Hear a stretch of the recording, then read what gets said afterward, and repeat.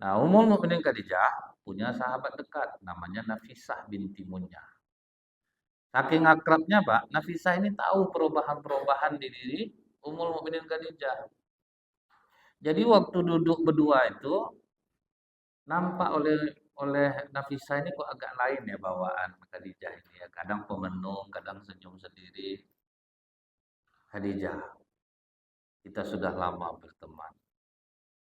Aku melihat ada perbedaan pada dirimu sekarang. Kadang kau terlihat bahagia, kadang kau terlihat sedih. Kalau ada masalah ceritalah sama aku. Tidak ada Nafisah. Aku tidak punya masalah apa-apa. Sudahlah Khadijah. Kenapa kau tidak jujur kepadaku? Jangan menggoda aku terus Nafisah. Aku tidak ada masalah. Sepertinya kau sedang jatuh cinta Khadijah. Nah, itulah Pak ya. Akhirnya jujurlah ngomong ini Khadijah. Bagaimana menurut Muhammad? A'udzubillahiminasyaitonirrajim. Bismillahirrahmanirrahim. Assalamualaikum warahmatullahi wabarakatuh. Innalhamdalillah nahmaduhu wa nasta'in wa nastaghfiruh wa na'udzu billahi min syururi anfusina wa min sayyiati a'malina. May yahdihillahu fala mudhillalah wa may yudlil fala hadiyalah. Asyhadu an la ilaha illallah wahdahu la syarikalah wa asyhadu anna Muhammadan abduhu wa rasuluh. Allahumma sholli wa sallim wa barik ala hadzal nabiyil karim wa ala alihi wa sahbihi ajmain. Bapak-bapak pengurus masjid yang saya hormati, Bapak Ibu yang saya muliakan, bersyukur kita kepada Allah atas nikmat iman yang Allah karuniakan. Walaupun saya tahu Bapak Ibu sibuk, tapi semua dikesampingkan hadir di masjid untuk sholat berjamaah, duduk sejenak di majelis ilmu. Semoga ini menjadi sebab mudah-mudahan segala urusan kita dimudahkan Allah, dimurahkan rezeki insya Allah. Bersolawat kita kepada Rasulullah Sallallahu Alaihi Wasallam dengan ucapan Allahumma sholli ala Sayyidina Muhammad wa ala ali Sayyidina Muhammad. Semoga dengan ringannya lisan kita ini bersolawat, kita mendapatkan syafaat di yaumil akhir kelak. Di dalam kitab Bilik-bilik Cinta Rasulullah karya Dr. Nizar Abbasah, di saat usia Rasulullah itu 20 tahun, pamannya mengatakan kepada Rasulullah, umur kau sudah 20 Muhammad, sudah saatnya kau ikut perdagangan ke Syam. Jadi kau tidak usah berdagang lokal saja, tapi cobalah ke luar negeri lagi dagangan. Dan kau kan sudah sering membawa barang-barang dagangan Khadijah. Coba melamar ke kerja ke Khadijah, bawa barang-barang dia untuk didagangkan di Syam. Kata Rasulullah, maaf paman, saudagar-saudagar Mekah ini, kalau untuk perjalanan ke luar negeri itu biasanya mereka sudah punya orang-orangnya. Dan itu rata-rata keluarga-keluarga dekat mereka. Jadi biarlah paman aku tetap di Mekah saja jualan, aku mungkin tidak pergi ke Syam. Agak marah pamannya waktu itu Pak. Kita kalau mau kerja itu Muhammad kita yang datang. Kita coba ngomong. Kata Rasulullah, kalau memang rezeki aku paman, Khadijah akan mengirim utusan untuk memintaku membawa dagangannya. Kalau bahasa kita, kau lain lakso, kau Muhammad. Orang lah mau datang. Nah, itulah kira-kira bahasa kalau bahasa kita. Tidak ada sejarahnya seperti itu Muhammad.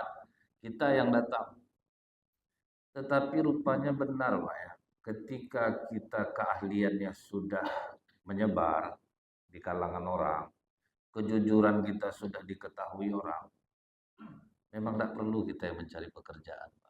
Ini yang dikatakan Allah, wa yarzuqhu min haitsu la yahtasib. Dikasih Allah rezeki dari arah yang tidak terduga-duga.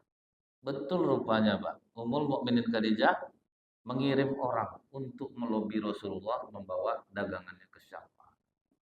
Cuma kan Rasulullah sudah dapat nama dulu Pak, sekitar 5 atau 6 tahun itu berdagang di Mekah itu sudah dapat nama. Keahliannya dalam berdagang, kejujuran beliau. Jadi harus punya apa dulu istilah track record lah ya. Nah, orang udah tahu, jadi dicari. Karena waktu itu Pak, Tidak ada orang dalam, Pak. Itu masalahnya. Kalau ada orang dalam, ya enggak lah, Pak.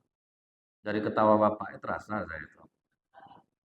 Di Pekanbaru ini kalau masuk kerja kadang banyak berdasarkan perda, Pak, pertalian darah. Nah, jadi kalau tidak bertali darah kita emang agak susah. Gitu. Tapi itu tidak bisa disalahkan, Pak. Misalnya macam saya lah kenal sama bapak, terus saya punya perusahaan, saya udah kenal dekat sama bapak, tentu apa yang saya bawa, tentu bukan orang lain. Nah jadi Rasulullah ini sudah punya nama baik, datanglah utusan Ummul Mukminin Khadijah. Paman Muhammadnya ada di dalam. Kenapa? Nyonya Khadijah akan menyuruh Muhammad ini untuk membawa dagangannya ke Syam. Sekalianlah sama paman kita ngobrolnya di dalam. Setelah dia masuk disampaikannya lah, gini paman, biasanya kan kalau orang yang membawa dagangan ke Syam ini, itu upahnya kan seharga 2 ekor onta. Kata Nyonya Khadijah, kalau Muhammad mau, itu bayarannya 5 ekor onta. Di luar pelayanan, ada pelayan yang menyucikan baju, menyiapkan makan. Jadi dari dulu tuh memang seperti ini, Pak. Kalau orang itu ahli, kemudian kejujurannya bagus, dia amanah, memang diberikan lebih besar uangnya. Ini kita yang susah di Indonesia nih. Tambah jujur karyawan, tambah dimanfaatkannya, Pak. Di Indonesia nih, Pak, orang kerja harus jadi avatar, Pak, menguasai 4 elemen. Air, udara, tanah, dan api. Pokoknya apa aja disuruh harus mau. Orang jujur, kalau dalam Islam ini Pak, kalau kita menyuruh orang di luar batas kemampuannya, berikan dia kelebihan. Nah, itu kan istilahnya seperti itu. Kalau orang yang sudah jujur, terbukti kasih dia lebih, bayar dia lebih. Nah, Rasulullah juga ditawarkan seperti itu, Pak. Nah, kalau mau 5 ekor unta. Akhirnya disetujuilah oleh paman Rasulullah dan Rasulullah pun setuju. Tapi di balik itu, Pak, malamnya tidak tidur Abu Thalib. Tidak tidurnya kenapa? Ingat dia sewaktu Rasulullah berumur 12 tahun, dia bawa ke Syam.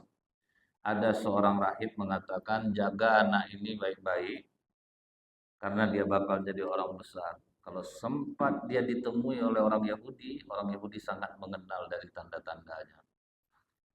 Wah, risaulah lagi Abu Thalib, Pak. Wah, kejadian pula nih jadinya. Nah, jadi kecemasan terhadap sesuatu yang memang pernah terjadi itu ya trauma lah Pak ya, ingat kita lagi ini bakal terjadi. Nah, dalam Islam ini Pak, kalau kita sering mencemaskan sesuatu yang belum terjadi, ada zikirnya Pak. Ya Halim, ya Alim, ya Ali, ya Aziz. Duha yang maha penyatu, duha yang maha mendengar, duha yang maha tinggi, duha yang maha agung. Itu zikir untuk menenangkan jiwa. Tapi yang paling mudahnya Pak memperbanyak istighfar. Kadang memang kalau HB turun ya bisa lah Pak dikasih sangobion. Kalau misalnya cemasnya dari jiwa itu Pak, kan ada orang kena dia penyakit kecemasan ini eh, sedang berada di tengah-tengah keramaian tiba-tiba bangkit rasa cemas. Nah, kan memang ada yang kena seperti itu. Jadi dianjurkan memperbanyak zikir. Yang paling mudah memperbanyak istighfar kepada Allah. Jadi kecemasan Abu Thalib ini beralasan karena dia ingat kata-kata Rahib Buhairo itu dulu. Akhirnya istrinya lah yang menenangkannya. Kata istrinya, jangan terlalu cemas. Umurnya sudah 20. Dia sudah bisa jaga diri. Jangan terlalu dicemaskan. Nah itulah butuhnya Pak pendamping yang menenangkan jiwa kita. Kalau kita dapat pasangan yang menenangkan jiwa, kadang kita ada masalah, dia bisa menjadi filternya untuk kita. Jadi agak tenang. Cuman kadang kalau kita dapat pendamping, sudahlah kita dapat masalah, Pak, ditambahnya sama masalah dia lagi. Nah, itu yang sulit kita. Duit sedang tidak ada, dia cek online apa di Shopee. Ya, itu tuh yang agak penting kita dibuat. Jadi Pak, dibawalah dagangan Ummul Mukminin Khadijah ini oleh Rasulullah.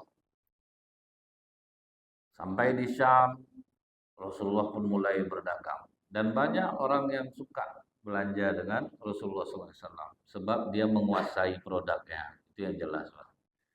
Dia bisa menjelaskannya, kemudian dia pantaskan harganya, kenapa dia bisa jual harga sekian, karena ini alasannya. Jadi cukup edukasi lah ke pembeli itu. Sehingga banyak orang yang belanja ke Rasulullah SAW. Nah, setelah itu pulang, Pak. Setelah sampai di Mekah kembali, Maisarah yang menyertai perjalanan Rasulullah ini yang jadi pelayannya itu. Cuman jangan dikira mentang-mentang namanya pakai si Mai ini perempuan, Mbak. Dia laki-laki, Mbak, Maisarah. Orang kan kalau di Indonesia yang namanya Mai itu kan ngarahnya ke perempuan. Jadi dia cerita, Pak, sama Ummul Mukminin Khadijah. Memang beda Muhammad ini. Dia orangnya bersih. Jadi memang dijaganya betul kebersihannya itu.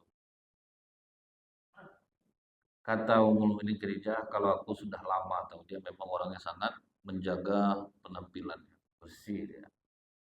Ini yang dikatakan Rasulullah, Pak. Umat Islam itu harus seperti tai lalat di tengah-tengah pipi, berbeda dan memberikan unsur manis. Nah, tapi kalau sebesar tinju baru tidak manis, Pak. Tapi kalau kecil-kecil itu kan manis ya dia. Kita tuh memang dianjurkan bersih. Coba aja, Pak. Kita mau sholat aja kalau kencing disunahkan cuci lubang depan, cuci lubang belakang. Itu kan menandakan bersih. Untuk hal-hal yang seperti itu aja diatur gitu, Pak. Kenapa banyak tukang laundry di Amerika masuk Islam sekarang? Karena mencuci pakaian dalam umat Islam. Bukan karena dakwah, Pak. Itulah asbab hidayah ini bermacam-macam. Karena umat Islam tengok pakaian dalamnya bersih. Karena mereka cebok. Itu yang mengantarkan mereka akhirnya memeluk agama Islam. Jadi kadang penampilan kita ini bisa juga menjadi asbab hidayah bagi orang lain. Cuman itulah, Pak, banyak orang menilai makin kita taat ibadah, makin kusut bentuk kita. Itu tuh yang bertolak belakang sebenarnya, Pak. Saya bingung juga tuh. Makin tidak mandi-mandi, muka makin kusut. Nah, ini yang bertolak belakang nih sebetulnya. Rasulullah mengajarkan tidak seperti itu. Bahkan kalau untuk berpakaian pun, Pak, Rasulullah itu dalam riwayat ada jubahnya yang dari Yaman itu harganya 4.000 dirham. Jadi kalau kita kali 90.000, kali 9 lumayan juga harganya. Ada sahabat Rasulullah SAW karena dia pegaya, Pak, jubah bagus, kudanya beda dari yang lain, sepatunya kalau Iran sekarang branded lah, Pak, barang-barang originalnya dia mau pakai, yang kualitas-kualitas terbaik lah. Ya Rasulullah, aku ini pegaya ya Rasul. Baju jubah ini harus yang bagus. Kemudian kuda aku harus beda, rela aku menabung ya Rasulullah asal aku dapat barang-barang bagus. Ini apa sombong aku ya Rasulullah? Kata Rasulullah tidak. Allah itu maha indah dan menyukai keindahan. Nah, itu Pak. Yang tidak boleh itu kita sombong. Ditanya orang berapa harga sepatu Bapak ini, Pak? Tidak usah kau tanya lagi, pingsan kau nanti dengan harganya. Nah, itu yang tidak boleh. Tapi Bapak berduit, suka barang-barang branded itu tidak salah, Pak. Bapak tengok orang Kongo, mereka rela kelaparan untuk beli baju branded. Itu sebetulnya salah, Pak. Cuman di sisi lain saya tengok hebat juga orangnya. Walaupun rumahnya ditendang hancur, Pak, tapi sepatunya ngeri, Pak. Kalau tidak salah saya, kalau di YouTube tuh sapier istilahnya, Pak ya. Orang-orang Kongo yang pegaya walaupun hidupnya susah. Jasnya, jas-jas branded, sepatunya branded, jam tangan branded. Padahal kadang nggak makan. Kalau itu udah kelewatan kalau menurut saya. Sampai anak pun nggak sekolah gitu. Yang penting dia bisa beli barang branded. Nah, kalau itu udah salah. Jadi kalau Bapak berduit, beli baju bagus, celana bagus. Ada sahabat Rasulullah, saking susahnya bentuknya, Pak, dikasih kawan yang lain duit. Kau kalau memang nggak ada pembeli baju, kau ada rezeki sedikit, ambil untuk. Ngamuk dia, Pak. Kau bilang miskin aku. Aku tuh memang nggak pegaya. Aku suka dengan dan kalau duit nggak usah kau tanya lagi. kau udah menghina aku sampaikan ke Rasulullah. Ngadu dia ke Rasulullah, Pak. Kata Rasulullah, celaka engkau. Kau sudah dikasih Allah nikmat, kenapa tidak kau perlihatkan? Nggak boleh juga Pak, berduit tapi nggak mau bergaya. Tolong tak kawan bapak nanti di IG ya Pak ya, kau berduit lah, tak namanya. Ada orang itu Pak, dia banyak duit, tapi nggak mau dia bergaya. Rupanya nggak boleh juga dalam Islam Pak. Dikasih Allah kita nikmat, perlihatkan nikmat itu. Yang penting jangan sampai sombong. Itulah tanda kita menghargai diri kita Pak. Saya kaget ya Pak ya. Waktu ada artis yang diwawancara, apa sih untungnya pakai-pakai baju mahal, tas mahal? Karena badan saya lebih mahal daripada barang itu. Itu yang saya ingat, Pak.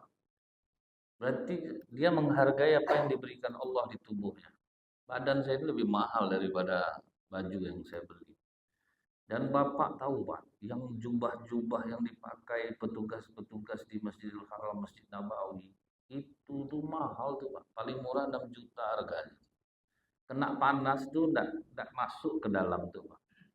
Kalau ibarat kaca film tuh fikul kena solar guard tuh Pak. Ah, memang ndak tembus ya. Maka saya heran ada kaca film 250. Tapi kalau fikul depannya sampai 4 juta, 5 juta. Tentu ada satu hal kelebihan dia Pak. Yang lain tuh katanya ndak tembus matahari tapi hitam muka Pak dibuatnya Pak. Pedih kenapa? Jadi eh, bahannya itu Pak sama dengan baju atlet kempo apa karateka tuh, yang ditarik mau gimana pun nggak akan mau robek itu. Memang mahal. Baju kempo itu kalau nggak salah saya 11 jutaan. Macam itulah bahannya kira-kira. Jadi memang mereka itu sangat menghargai dirinya. Kemudian Nyonya, selain dia ini bersih Nyonya, dia tuh jujur betul Nyonya.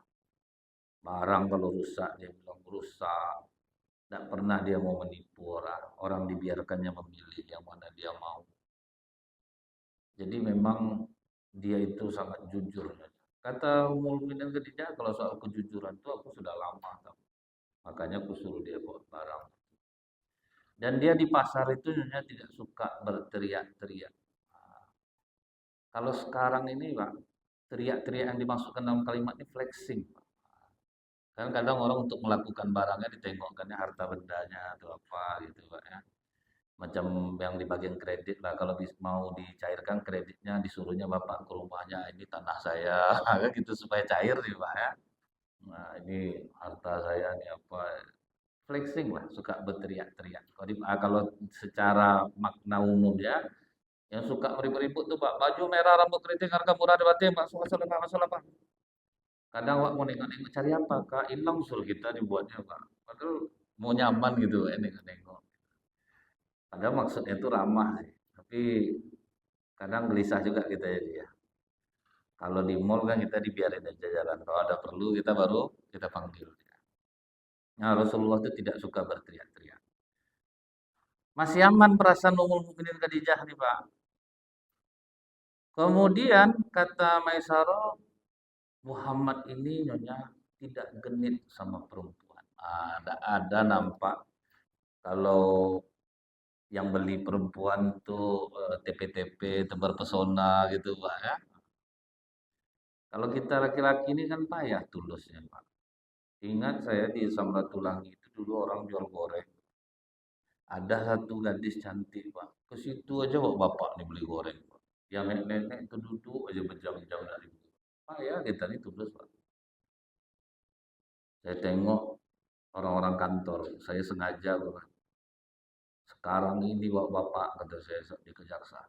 Ada warung di Pekanbaru nih kedai kopi. Ownernya cantik minta ampun. Ngumpul besoknya di sana Pak. Menyesal saya ngasih tahu. Memang susah bapak nih Pak. Makanya yang tulus-tulus tuh yang di kedai kopi macam Megali satu tulus-tulus tuh Pak. Memang laki-laki semua ya kan. Tapi memang itulah kita laki-laki ini Pak susah untuk tulus. Kalau perempuan lain ramah kita, kalau laki-laki kita agak kurang ramahnya. Rasulullah tidak. Jadi terbaca gitu sama misalnya ini. Orangnya tidak genit sama perempuan. Kalau ingat kita kisah Nabi Musa menolong anak Nabi Su'aib Pak.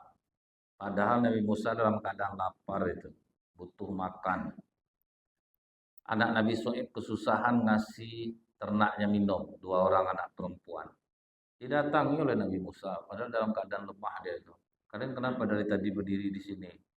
Kami mau ngasih minum ternak kami Tuhan, tapi laki-laki terlalu ramai. Jadi kami menunggu mereka. Orang tua kalian mana? Orang tua kami sudah sangat tua. Jadi cuma kami yang ada. Ya sudah sih biar saya bantu. Dibantu Nabi Musa lah ngasih minum ternak itu semua. Habis itu dikasihnya ke perempuan ini, duduk lagi Nabi Musa di bawah pohon tempat dia awal duduk. Itu laki-laki tulus tuh Pak. Kalau kita kalau ada apa-apa besok deh WA aja Bang, ini nomor WA Bang. Abang sering di sini. Abang kalau nolong orang ini dia memang spontan aja tuh hati Abang. Kadang geli saya negara-negara jauh. Kalau di media Instagram status rohani semua jiwa rohanus Pak. Itu paling banyak. Macam agamis betul, macam baik betul. Nah itu yang membuat anak Nabi Shu'aib jatuh cinta kepada Nabi Musa alaihissalam. Karena tulus Pak. Perempuan ini kan dia punya feeling Pak. Laki-laki dekat sama dia itu memang tulus berteman, dia terasa ya. Kalau ini ada maunya dia pun terasa juga. Jadi kadang jangan kita itu nganggap semua perempuan itu bisa kita olah, bisa kita kasih-kasih harapan itu. Mereka tuh membaca kita juga. Jadi tolonglah rubah tuh Pak ya. Jangan suka-suka kasih perhatian ke perempuan ini lagi. Kadang laki-laki ini susah, di WA-nya dijawab, memanjang jadinya apa. Sudah itu kalau tidak dijawab, alailah nanti katanya, alailah sombong adek, adek. Padahal abang niat baik, mana lah niat baik Pak. Anak udah 4 niat baik juga dia WA orang. Nah setelah itu Pak, begitu Maisaroh mengatakan Muhammad ini, dia sering tidur di bawah pohon bidara. Dan ada seorang rahib bertanya kepadaku, siapa yang tidur di bawah pohon itu? Aku jawab, namanya Muhammad bin Abdullah. Terus rahib itu mengatakan, tidak ada yang tidur di bawah pohon bidara setelah Isa alaihissalam, melainkan dia seorang Rasul akhir zaman. Itulah yang baru buat mereka dijaga galau, Pak. Gelisah dia. Sebab gelisah itu apa, Pak? Terbayang Ummul Mukminin Khadijah saat dia berumur 15 tahun, sedang duduk-duduk bersama kawan perempuannya, ada seorang Yahudi sambil tertawa-tawa mengatakan, wahai gadis-gadis Mekah, telah terbit bintang dari arah timur, pertanda akan lahir Rasul akhir zaman. Dan salah seorang dari kalian akan menjadi istrinya, istrinya, istrinya, istrinya, istrinya, istrinya. Menggema-gema lah tuh. Nah, waktu itu kata Ummul Mukminin Khadijah, kawan-kawanku yang perempuan melempari orang Yahudi itu dengan batu karena dianggap orang gila. Aku sendiri yang termenung saat itu. Nah, pas dengar dari Maisaroh ini, Pak, tambah kuat menungnya. Apa Muhammad ini seorang Rasul dan aku istrinya? Karena di antara kawan-kawan itu, Ummul Mukminin Khadijah yang belum bersuami saat itu. Karena suami sudah meninggal. Enggak mungkin lah. Muhammad tuh banyak perempuan-perempuan mau sama dia. Dia masih lajang, ganteng. Tak mungkin lah mau janda sama aku umur 40 nih. Dicoba Ummul Mukminin Khadijah lah pergi ke rumah Warokah bin Naufal. Sepupunya yang ahli, kita disampaikanlah cerita Maisaroh itu. Orangnya bersih, jujur, tidak genit dengan perempuan, tidak suka berteriak di pasar. Dan ada seorang rahib bertanya ketika dia tidur di bawah pohon bidara. Langsung dikatakan Warokah bin Naufal, dia adalah Rasul akhir zaman. Muhammad itu suamimu Rasul akhir zaman. Oh, calon yang kau suka ini calon Rasul akhir zaman. Oh, tambah gelisah umur bin Khadijah, Pak. Tambah tidak tentu hati dia. Tapi ya udahlah, aku diamkan aja ini. Aku tidak akan membongkarnya kepada siapapun. Aku telan kegelisahan ini. Paling tidak aku membayangkan Muhammad saja sudah membuat hatiku bahagia.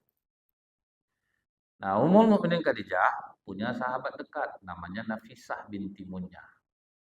Saking akrabnya, Pak, Nafisah ini tahu perubahan-perubahan di diri Ummul Mukminin Khadijah. Jadi waktu duduk berdua itu nampak oleh oleh Nafisah ini kok agak lain ya bawaan Khadijah ini ya. Kadang pemenung, kadang senyum sendiri. Khadijah, kita sudah lama berteman. Aku melihat ada perbedaan pada dirimu sekarang. Kadang kau terlihat bahagia, kadang kau terlihat sedih. Kalau ada masalah ceritalah sama aku. Tidak ada Nafisah. Aku tidak punya masalah apa-apa. Sudahlah Khadijah. Kenapa kau tidak jujur kepadaku? Jangan menggoda aku terus Nafisah. Aku tidak ada masalah. Sepertinya kau sedang jatuh cinta Khadijah. Nah, itulah Pak ya. Akhirnya jujurlah ngomong ini Khadijah. Bagaimana menurut Muhammad? Ah, kok suka dengan Muhammad? Pelan-pelan Nafisa. Nah, ini saya ajak Bapak ke lokasi kejadian nih Pak. Pelan-pelan Nafisa, aku malu. Kenapa kau mesti malu, Khadijah? Aku umur sudah 40 tahun, Nafisa. Aku sudah menikah 2 kali. Aku punya 2 orang anak Hindun dan halal. Bagaimana mungkin Muhammad, seorang pria muda, ganteng, banyak digandrungi wanita Mekah, menerimaku itu tidak mungkin, Nafisa. Apa kata Nafisa? Khadijah, sekalipun umurmu 40 tahun, kecantikanmu mengalahkan perempuan berumur 30 tahun. Nah, itu yang kawan tuh, Pak. Ini kadang main patah-patahkan aja, Pak. Aku suka siapa nih, Bang. Kau sadar diri loh, kau sih. Kau kadang heran aku nih, Bang. Bentuk kau tuh tengok. Kau kalau ngomong jangan menyakitkan hati orang. Bang. Udah jelas umur kau macam ini ya, muka kau udah macam ini. Maghrib, aura kau tuh maghrib. Nah, kau suka nggak sama perempuan aura matahari terbit kan? Nggak mungkin. Hancur hati kawan dibuatnya Pak. Saya, ada jemaah saya tuh atu, duda Pak. Umur sekarang udah 77 lah. Ustadz, saya dan naksir sama karyawan teh telur di sini. Ini Ustadz umur 23. Tapi mana mungkin dia mau sama saya Ustadz. Umur saya udah 77 tuh. Walaupun umur Ratu 77 tahun. Tapi ketampanan Ratu mengalahkan laki-laki berumur 80 tahun. Nah, yang penting kan unggul, Pak. Dan kita tidak berbohong gitu, Pak. 2 minggu sudah tuh ditemuinya saya balik. Nggak mungkin kata Ustaz, apa gitu duit saya habis. Saya datang situ saya kasih lebih, tapi nampaknya nggak bersambut Ustaz. Macam kacang padi direbus sebiji, saya loncat-loncat sendiri gitu ya. Kan sadar sendiri jadi ya Pak ya. Tapi jangan kita patahkan. Nah setelah itu Pak, kau perempuan mulia, Khadijah. Berapa banyak saudagar kaya yang menginginkan dirimu? Semua kau tolak. Kau cantik, Khadijah. Kau terpandang. Wah, naik. Termotivasi, Khadijah. Kalau untuk urusan yang seperti ini, serahkan sama aku. Aku yang akan menghubungi Muhammad. Ah, dia nama jomblangnya. Pagi-pagi dicarinya Rasulullah Muhammad. Aku Nafisah, sahabatnya Khadijah. Ya, kata Rasulullah. Khadijah memikirkan dirimu. Jangan kau jawab sekarang. Pikirkan pula lah dahulu. Langsung pergi, Pak. Jadi Mak Jomblang zaman dulu tak macam gini. Dibawa duduk. Jadi dia jadi sama Mak Jomblang.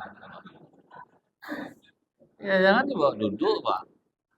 Kalau kita tuh, Bang, ada nih Bang dari divisi ini nanya-nanya Bang. Ah dia kayak mana ceritanya? Ah, duduklah dulu Pak. Kan kerap jadi lama-lama Pak. Sedangkan orang gila lama-lama ditengok cantik, Pak. Apalagi manusia. Tong sampah aja lama-lama ditengok, Pak ya.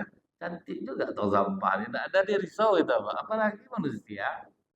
Nah itulah makanya sering kejadian tuh Pak Jomblang jadian sama yang menghubungi itu, Pak. Nah jadi eh, Nafisa cuma ngomong itu langsung pergi. Nah Rasulullah pula yang galau lagi, Pak. Kata pamannya, kau suka sama Khadijah? Justru tidak mungkin, paman. Aku tidak pernah memimpikan. Kan tidak mungkin rasanya Khadijah mau sama orang seperti aku. Rupa Rasulullah sangat mengagumi beliau juga. Makanya saya tidak mungkin. Nah sekarang tanya hati kau Muhammad. Kau suka nggak sama dia? Kalau itu dia suka paman. Masalahnya gini Muhammad. Dia orang kaya. Dia janda. Kau masih muda. Nanti dibilang orang kau mau menggerogoti hartanya. Jadi isu yang seperti itu udah dari dulu Pak. Kalau anak muda mau sama janda kaya itu pasti kan ada sesuatu. Nah itu yang disuruh Rasulullah berpikir. Coba pikir betul dulu Muhammad. Jangan sampai nanti orang mengira kau menginginkan hartanya. Lupa kata Rasulullah, aku udah ada tabungan teman. Aku akan melamar Khadijah itu dengan 20 ekor onta. Jadi Rasulullah itu nggak miskin waktu melamar Khadijah itu Pak. Lumayan juga duitnya kita di Indonesia nih aja kan seperangkat alat sholat kepanjang ya Pak. Kadang heran saya Pak, asal nasihat perkawinan apa mas kawin seperangkat sholat parah Bobo, pelit minta ampun Bobo. Memang Ustadz apa Ustadz sama gitu. Nah itu juga ya Pak. Itulah baiknya perempuan Indonesia nih Pak. Mahar tidak berat. Jadi Bapak mengalah-alah sama istri itu perlu tuh Pak. Dia marah-marah sama Bapak, kesal-kesal, janganlah Bapak ungkit-ungkit kebaikan Bapak, janganlah dilawan-lawan lagi. Karena baik perempuan Indonesia ini pakai seperangkat sholat mau dia Pak. Dikasih telekung yang 30.000 parasut tuh Pak, yang tidak bisa disetrika tuh. Tidak mau lurus Pak. Tukang laundry nya nyerah Pak. Mau perempuan. Sejadah yang 25.000 yang licin tuh. Sujud kita berjalan Pak, sejadah. Itu salah gitu tegak Pak, bengkak kepala kita. Mau juga. Nah, jadi inilah Pak ya, jadi renungan sama kita. Ternyata memang Islam ini dari sudut manapun Pak, kalau kita belajar lebih dalam, itu yang akan menenangkan jiwa kita insya Allah. Baik Pak, sudah setengah jam kita bersama. Mudah-mudahan ini bermanfaat. Subhanakallahumma bihamdika. Asyhadu an la ilaha illa anta astaghfiruka wa atubu ilaik. Assalamualaikum warahmatullahi wabarakatuh.